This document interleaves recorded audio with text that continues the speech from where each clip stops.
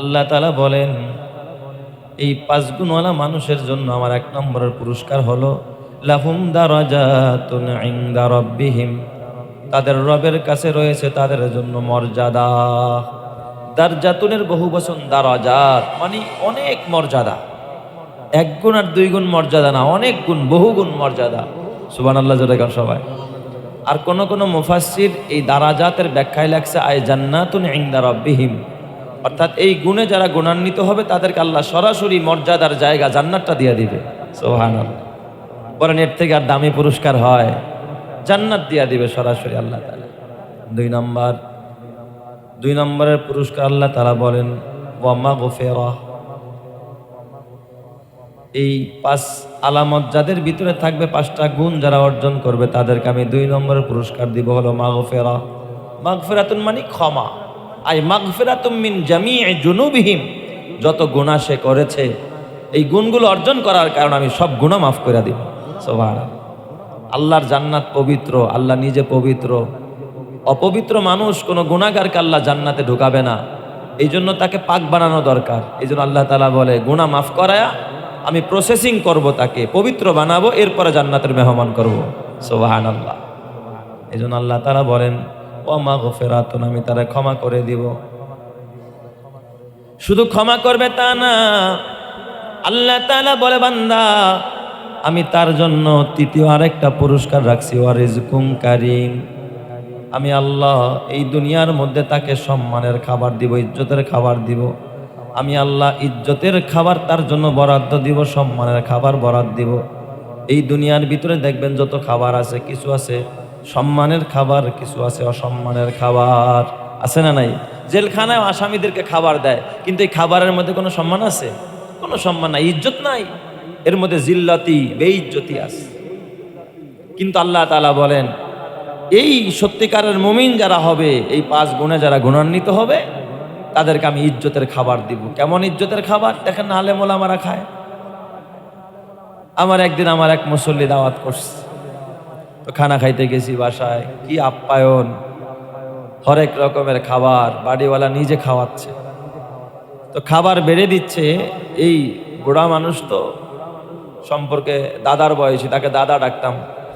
তো উনি ঘরের ভিতর থেকে গিন্নি দাদি যে চামিচটা দিয়া খাবার বেড়ে দিয়েছে, ওই বড় চামিচটাই নিয়ে আসছে।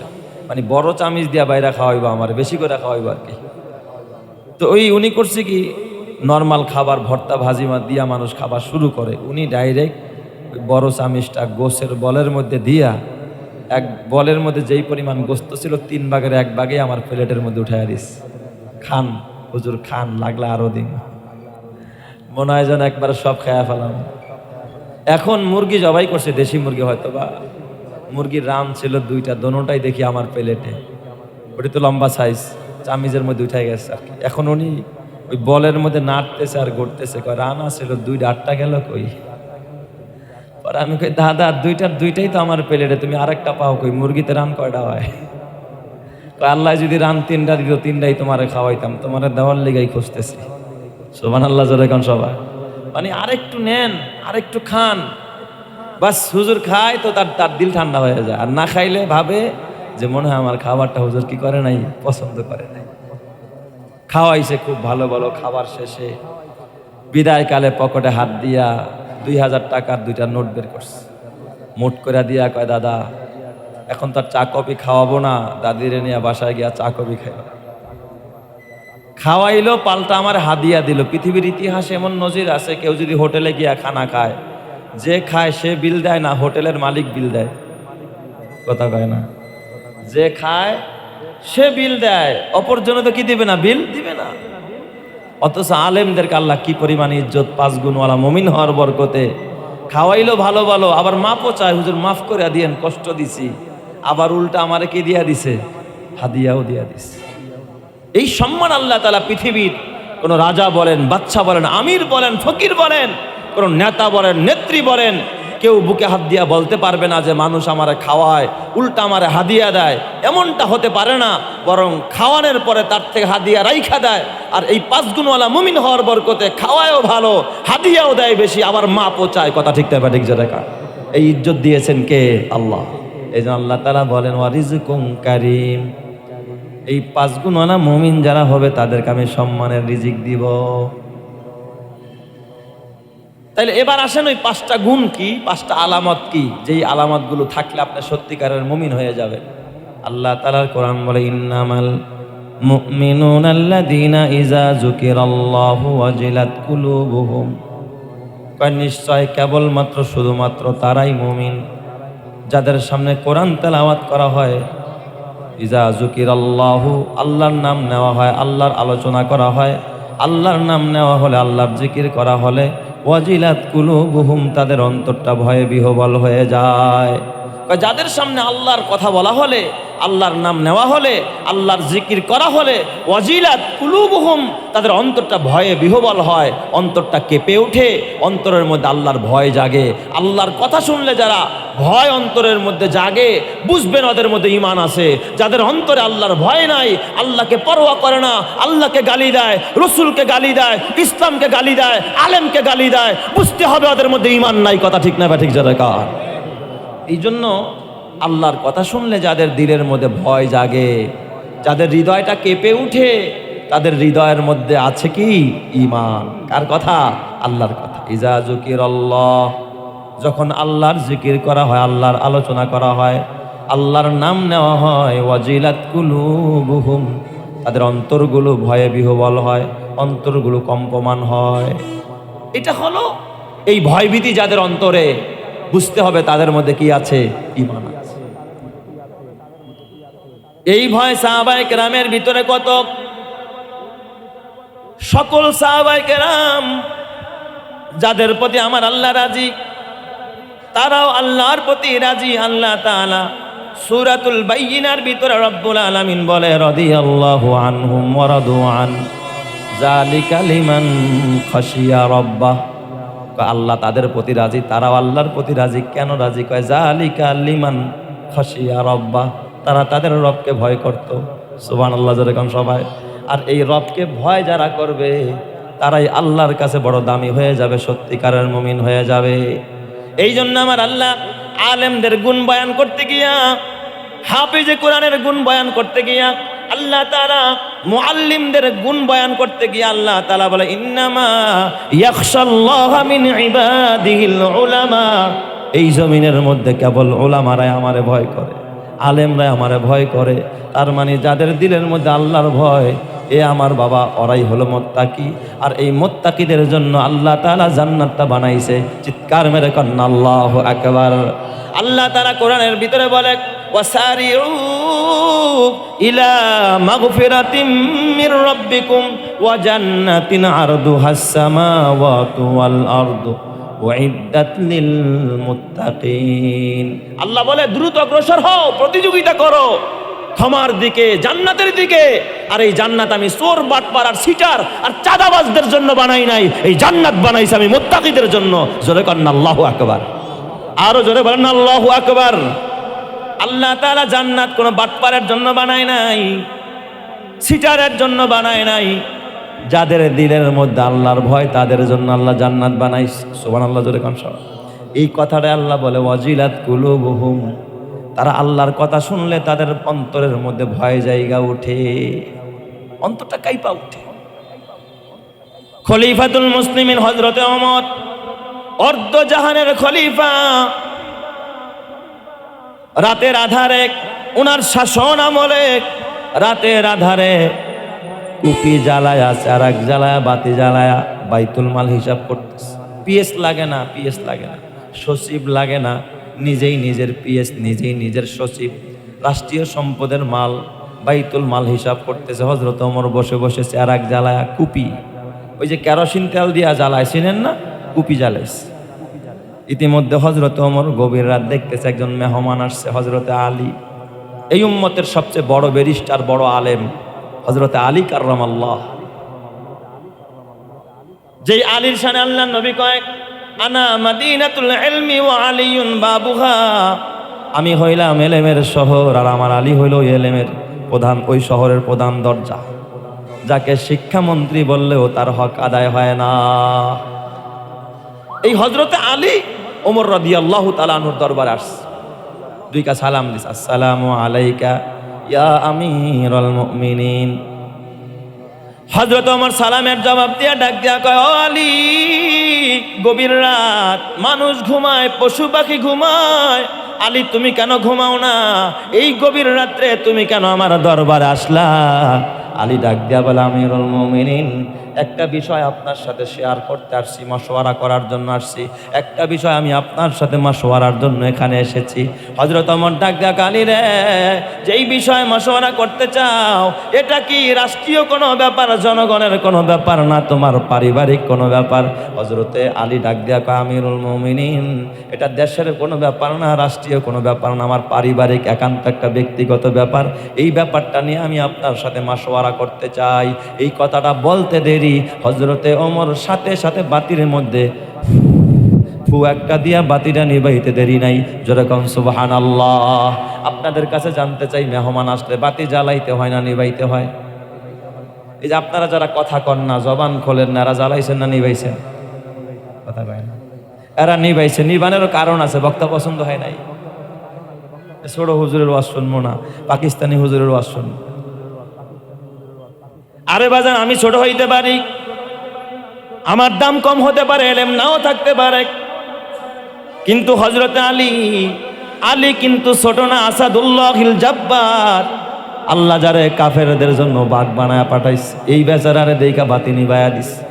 হযরত আলীর চোখ দিয়া পানি পড়তেছে, ডাক দিয়া বলে, আমিরুল মুমিনিন, কি অপরাধ করলাম, কি অন্যায় করলাম, কেন বাতিটা নিবাইয়া দিলেন? হযরত ওমর ডাক দিয়া, আলী রে, ও আলী, তুমি তো জানো না, আলী, এই যে বাতিটা জ্বালাইছি, বাতির মালিক আমি না। বাতিতে যে তেল ফুটতেছে, তেলের মালিক আমি না। বাতিটা রাষ্ট্রীয় সম্পদ, তেলও রাষ্ট্রীয় সম্পদ, আর আমি রাজ্যের সম্পদের হিসাব করতেছি, বাইতুল মাল হিসাব করতেছি। আমি যদি রাষ্ট্রীয় তেল ব্যবহার করা, রাষ্ট্রীয় বাতি জ্বালায়া তোমার সাথে যদি পার্সোনাল গল্পের মধ্যে আমি লিপ্ত হয়ে যাই, আল্লাহ যেদিন বিশ্ব আদালত কিয়ামতের ময়দানে কায়েম করবে, ওই দিন আমি ওমরকে আসামির কাঠগড়ায় দাঁড়াইতে হবে। এই ভয়ে আমি শুধুমাত্র বাতিটা নিভাইয়া দিয়েছি। চিৎকার মেরে কান্না আল্লাহু আকবার। দুনিয়া কি सदाकत में तेरा नाम रहेगा, दुनिया की सदाकत में तेरा नाम रहेगा, सिद्दीक तेरा नाम से इस्लाम रहेगा, सिद्दीक तेरा नाम से इस्लाम रहेगा, दुनिया की अदालत में तेरा नाम रहेगा, फारूक तेरा नाम से इस्लाम रहेगा, दुनिया की सखावत में तेरा नाम रहेगा, हैदार तेरा उस्मान तेरा नाम से इस्लाम रहेगा, दुनिया की शुजाअत में तेरा नाम रहेगा, हैदार तेरा नाम से इस्लाम रहेगा। সে জীবন ধন্য, সে জীবন পূর্ণ, যার দিলে আছে শুধু আল্লাহর ভয়, অনুশোচনা করে দু চোখের পানি ছেড়ে, অনুশোচনা করে দু চোখের পানি ছেড়ে, কাঁদে হৃদয়, কারে হৃদয়, কারে হৃদয়। সে জীবন ধন্য, সে জীবন পূর্ণ, যার দিলে আছে শুধু আল্লাহর ভয়। কথা ঠিক না ব্যাঠিক? জোরে কন। এই জন্য ব্যবসায়ী তোমাকে ডাক দিয়া বলে, ও ভাই, তোমার ভিতরে যদি আল্লাহর ভয় থাকতো, তুমি কোনোদিন মানুষকে ঠকাইতা না। কোনো রাজনীতিবিদের ভিতরে যদি আল্লাহর ভয় থাকতো, সে কোনোদিন প্রতিহিংসা করতে পারতো না। একজন নারীর ভিতরে যদি আল্লাহর ভয় থাকতো, ওই নারী বেপরদায় চলতো না। একজন মায়ের ভিতরে যদি আল্লাহর ভয় থাকতো, আমার ওই মা কোনোদিন সন্তানকে বিপদগামী হতে দিত না। এলাকার প্রতিটা মানুষের মধ্যে যদি আল্লাহর ভয় আইসা যায়, যেই জমিনের মধ্যে আল্লাহর ভয় থাকে, ওই জমিনের ভিতরে বিশৃঙ্খলা থাকে না, হত্যা থাকে না, খুন খারাপি থাকে না। ওই জমিনের মধ্যে মানুষকে প্রকাশ্যে গুলি করে মারা হয় না, কারণ ওদের ভিতরে আল্লাহর ভয় নাই। তাই তো মানুষ মানুষকে খুন করে। কথা ঠিক না ব্যাঠিক? জোরে কান। হলদে ডানার সেই পাখিটি এখন ডালে ডাকে না, মনের কোণে রঙিন ছবি এখন সে আর আঁকে না। হলদে ডানার সেই পাখিটি এখন ডালে ডাকে না, মনের কোণে রঙিন ছবি এখন সে আর আঁকে না। এখন কেন ধূসর হলো মন, মিলিয়ে গেল মিষ্টি গোলাপ বন। এখন কেন ধূসর হলো মন, মিলিয়ে গেল মিষ্টি গোলাপ বন। এখন কেন স্বপ্ন ভরা, এখন কেন স্বপ্ন ভরা চোখটি চেয়ে থাকে না, মনের কোণে রঙিন ছবি এখন সে আর আঁকে না। হলদে ডানার সেই পাখিটি এখন ডালে ডাকে না, মনের কোণে রঙিন ছবি এখন সে আর আঁকে না। এখন কেন হচ্ছে মানুষ খুন, দুঃখের আগুন জ্বলছে অনেক গুণ। এখন কেন হচ্ছে মানুষ খুন, মনের আগুন জ্বলছে অনেক গুণ। লড়াকুদের মাথায় কেন, লড়াকুদের মাথায় কেন বিজয় রাঙা মাখে না, মনের কোণে রঙিন ছবি এখন সে আর আঁকে না। হলদে ডানার সেই পাখিটি এখন ডালে ডাকে না, মনের কোণে রঙিন ছবি এখন সে আর আঁকে না। শহীদ হাদি শরীফ ওসমান কয়, দুঃখের আগুন জ্বলছে যে রই রই। শহীদ হাদি শরীফ ওসমান কয়, মনের আগুন জ্বলছে যে রই রই। বুলেট বোমা বুক কেড়ে নেয়, বুলেট বোমা বুক ফেড়ে নেয়, কেউ কি খবর রাখে না, মনের কোণে রঙিন ছবি এখন সে আর আঁকে না। হলদে ডানার সেই পাখিটি এখন ডালে ডাকে না, মনের মাঝে রঙিন ছবি এখন সে আর আঁকে না। এখন কেন ধূসর হলো মন, মিলিয়ে গেল মিষ্টি গোলাপ বন। এখন কেন স্বপ্ন ভরা, এখন কেন স্বপ্ন ভরা চোখটি চেয়ে থাকে না, মনের কোণে রঙিন ছবি এখন সে আর আঁকে না। হলদে ডানার সেই পাখিটি এখন ডালে ডাকে না, মনের কোণে রঙিন ছবি এখন সে আর আঁকে না। আল্লাহ তুমি বুঝার তৌফিক দান করো, জোরে কানা আমিন। তাহলে আল্লাহর ভয় নাই, আল্লাহর ভয় থাকলে মাথায় গুলি চালাইতো না, আল্লাহর ভয় থাকলে মানুষ খুন করতো না, আল্লাহর ভয় থাকলে জমিনে বেপরদা থাকতো না, আল্লাহর ভয় থাকলে কোরআনকে গালি দিত না, হাদিসকে গালি দিত না, আলেমকে গালি দিত না, আমার নবীকে গালি দিত না। আউল আর ফাউল নামের বাউলেরা আমার আল্লাহরে গালি দিতে সাহস পাইতো না। কথা ঠিক না বেঠিক জোরে কান। ও আমার যুবক ভাই, হাতে পায়ে ধরে বলা যায়, তাহলে একজন সত্যিকারের মুমিন যদি হতে চান দিলের মধ্যে থাকবে কার ভয়? আরো জোরে বলতে হবে কার? 2 নম্বর আমার আল্লাহ বলে, ওয়া ইজা তুলিয়াত আলাইহিম আয়াতুহু জাদাতুহুম ঈমানা। মুমিনের সামনে কোরআন পড়লে মুমিনের ঈমান বেড়ে যায়। কোরআন পড়লে, কোরআনের পড়া শুনলে কি বেড়ে যায়? ঈমান বেড়ে যায়। কোরআন শুনলে ঈমান বাড়ে, কোরআন পড়লে ঈমান বাড়ে, কোরআনের প্রতিষ্ঠান করলে ঈমান বাড়ে, কোরআনের আলেমের দিকে তাকাইলে ঈমান বাড়ে, কোরআনের বয়ান শুনলে ঈমান বাড়ে। আমি আপনাদের পায়ে হাত রাখা বলতে চাই, বলেন তো যতটুকু, এই যে একটা আয়াতের কথা এখনো শেষ করতে পারি নাই, এই কথাগুলো শোনার পরে আপনাদের ঈমান কমছে না বাড়ছে? কথা ঠিক না বে ঠিক? কোরআন শুনলে ঈমান বাড়ে, কোরআন পড়লে ঈমান বাড়ে, পড়াইলে ঈমান বাড়ে, কোরআনের শিক্ষক যারা মুআল্লিম তৈরি করে তারাও ঈমান বেড়ে যায়। কথা ঠিক না বে ঠিক যারা?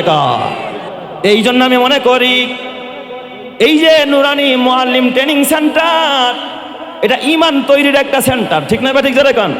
ঈমান তৈরির একটা কারখানা। কারণ এরা কিন্তু আগডুম আর বাগডুম শিখায় না, এরা শিখায় না ওই দেখা যায় তাল গাছ, ওই আমাদের গা, ওইখানেতে বাস করে কানা বগির সা। ও বগি তুই খাস কি, পান্তা ভাত চাস কি? পান্তা আমি খাই না, পুঁটি মাছ পাই না, একটা যদি পাই অমনেই ধরা গাপুস গুপুস খাই। আপনারা কি ট্রেনিং সেন্টারে গাপুস গুপুস খাওয়া শিখায় নাকি? কথা বলেন। অথচ এই ছড়া আমাদের জাগতিক প্রতিষ্ঠানগুলোতে বাচ্চাদেরকে শিক্ষা দেওয়া হয়, বাচ্চাদেরকে উল্টাপাল্টা শিক্ষা দেওয়া হয়। খুঁজে দেখেন এই সমস্ত কওমি মাদ্রাসা, এই নুরানি মুআল্লিম ট্রেনিং সেন্টার খুঁজেন, এই যে আমার বাবা মাদারীনগর মাদ্রাসায় ঘুরে দেখেন, আশেপাশের যতগুলো মাদ্রাসা খুঁজে দেখেন, এই মাদ্রাসার ভিতরে বাচ্চাদেরকে কি পড়ানো হয়? ওরে 3 দিন হতে খাইতে না পাই, নাই কিছু মোর ঘরে, দ্বারা পরিবার বাড়িতে আমার উপোস করিয়া মরে, নাহি পাই কাজে তাই তাজিলাস, বেড়াই ভিক্ষা করি হে দয়ার নবী, দাও কিছু মরে নহিলে প্রাণে মরি। আরবের নবী করুণার ছবি, ভিকারির পানে চাহি, কোমল কণ্ঠে কহিলেন তোমার ঘরে কি কিছু নাহি? বলিল সে আছে শুধু মোর কাছে কম্বল একখানি। বলিলেন রসুল এক্ষুনি গিয়া তাহা দাও মোরে আনি। সম্বল তাহার কম্বল খানি বেচিয়া তাহার তরে, অর্ধেক টাকা দিলেন রসুল খাদ্য কিনিবার তরে। বাকি টাকা দিয়ে কুঠার কিনে হাতুর লাগিয়ে নিজে বলিলেন যাও কাঠ কেটে খাও, দেখো খোদা করে কি যে। সেদিন হতে শ্রম সাধনায় চলিল ভিকারির প্রাণ, বনের কাষ্ঠ বাজারে বেচিয়া দিন করে গুজরান। দুঃখ তাহার রহিল না আর, সুখী হলো সে ভবে, নবীর শিক্ষা করোনা ভিক্ষা, মেহনত করো সবে। চিৎকার মেরে কান্না আল্লাহু আকবার। তাহলে কোরআনের শিক্ষার মধ্যেই আদর্শ শিক্ষা আছে। অন্য কোন তন্ত্রমন্ত্র আগডুম বাগডুম আর ওই সমস্ত হাট্টিমা টিম টিম যত শিক্ষা বলো, এর মধ্যে কোনো আদর্শ নাই। ঠিক না ব্যাঠিক? জোরে কন আল্লাহ বুঝার তৌফিক দাও, জোরে কন আমিন। এই জন্য কোরআন পড়লে ঈমান বাড়ে, কোরআন শুনলে ঈমান বাড়ে, কোরআন তেলাওয়াত করলে ঈমান বাড়ে, কোরআন মহব্বত করলে ঈমান বাড়ে, কোরআনের আলেমের দিকে তাকাইলো ঈমান বাড়ায় দেয় কে? আল্লাহ। এই কোরআনের প্রতিষ্ঠান দারুল উলুম দেওবন্দ মাদ্রাসা, এই দেওবন্দ মাদ্রাসার যিনি প্রতিষ্ঠাতা বানিয়ে দারুল উলুম দেওবন্দ আল্লামা কাসেম নানতুবি রহমাতুল্লাহ আলাই, হুজ্জাতুল ইসলাম কাসেম নানতুবি রহমাতুল্লাহ। কে তার নাম শুনে নাই? এমন মানুষ এখন এই দুনিয়ায় খুব কম আলেমদের মধ্যে। এই হুজ্জাতুল ইসলাম কাসেম নানতুবি রহমাতুল্লাহ আলাই, কাসিমুল উলুম ওয়াল খায়রাত, কত বড় বুজুর্গ, কত বড় আল্লাহওয়ালা, কত বড় কোরআন প্রেমিক। তার দুনিয়াতে এত মোশন নাই। দেখবেন নিবৃত্তচারী কিছু আলেম ওলামা আছে আমাদের সমাজে, এদেরকে কেউ চিনেন, এরা ভাইরাল না, কিন্তু এরা নীরবে কাঁদে। এরা আল্লাহর জন্য, কোরআনের জন্য, দিনের জন্য দিনের পর দিন, মাসের পর মাস, বছরের পর মাস বছর জালেমের জুলুমের ওই অন্দর মহলে আরে জেলখানার ভিতরে তারা নীরবে কেঁদেছে। হাজারো আলেম আছে না নাই? জোরে কান আছে না নাই? আমার বাবা খুব ভালো করে বুঝবেন, এরা নিবৃত্তচারী আলেম, এদের সাথে মালিকের সম্পর্ক ওই রকমের একজন আলেম কাসেম নানতুবি রহমাতুল্লাহ আলাই। হাঁটতে বেরোয় একদিন বিকেলবেলা, যাইতে যাইতে কাসেম নানতুবি একটা পাড়া দিয়া যে কোনো কাজে, দিনের দাওয়াতের কাজে হোক, যে কোনো কাজে বের হয়েছে। তো বিকেলবেলা মাগরিবের নামাজ, ইমাম সাহেব ছুটিতে আছে, খেয়াল করেন ইমাম সাহেব গেছে ছুটিতে। এখন ইমামতি কে করবে? দেখবেন যেই মসজিদে ইমাম নাই বা ইমাম ছুটিতে যায়, মুসল্লিরা খালি ডাইনে তাকায়, বামে তাকায়, সামনে পিছনে, দেখে কোনো হুজুর টাইপের কোনো লোক আছে কিনা। তো কাসেম নানতুবি তখন তার নেটের যুগ না যে সবাই তারা চিনে, নিবৃত্তচারী আলেম, দারুল উলুম দেওবন্দের প্রতিষ্ঠাতা। তো ওনাকে দেখা সবাই বুঝে নাই যে উনি দেওবন্দের হুজুর আর কি।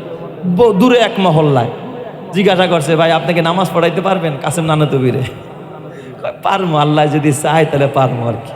তো হুজুরে ইমামতি করতে দিছে কাসিমুল উলুম ওয়াল খায়রাত, যার নামের সাথে মিলায় সবাই কাসেমি লাগায় আমাদের বাংলাদেশের বড় বড় দেওবন্দে পড়ুয়া আলেম ওলামারা। তো ওনারে দিছে নামাজ পড়াইতে। মুসল্লি হলো এলাকার সাধারণ পাবলিক। হুজুর করছে কি আল্লাহর দেখেন কি খেলা, হুজুর নামাজ পড়তে যাইয়া প্রথম রাকাতেই পড়ছে সূরা নাস। কোন সূরা পড়ছে? কুল আউযু বিরাব্বিন নাস মালিকিন নাস ইলাহিন নাস। হে নবী আপনি বলেন আমি মানুষের, কুল আউযু বিরাব্বিন নাস, মানুষের রবের কাছে পানা চাই। হে নবী আপনি বলেন মালিকিন নাস, মানুষের মালিকের কাছে আমি পানা চাই।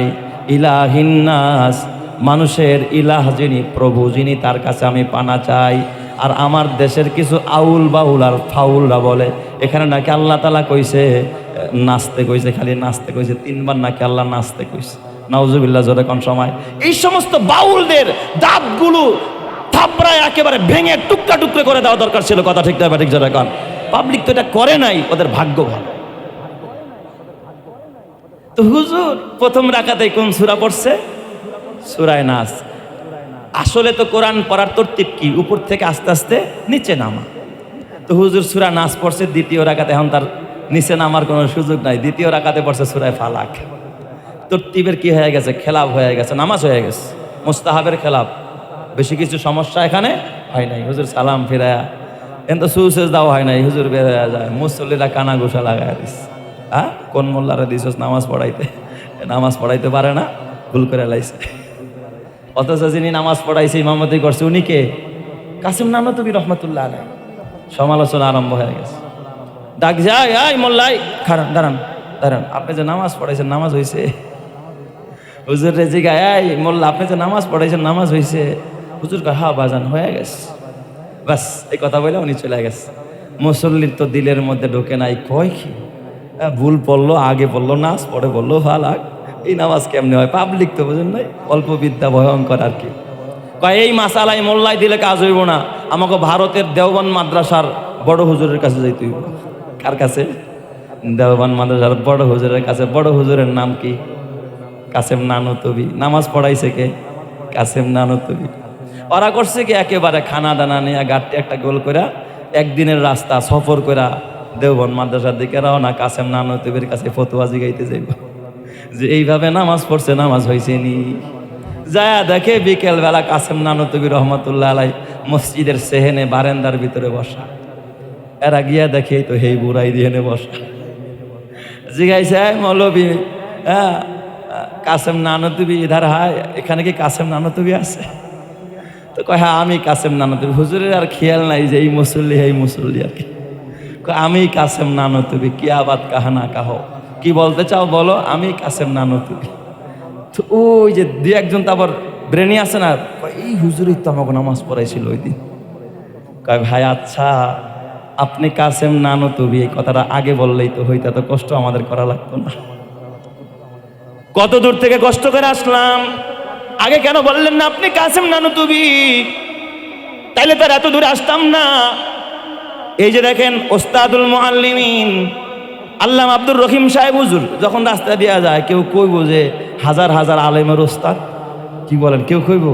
মনে হয় যেন কইব ওই এলাকার মনে হয় কোনো একটা ভাড়াটিয়া ঠাড়াটিয়া থাকে।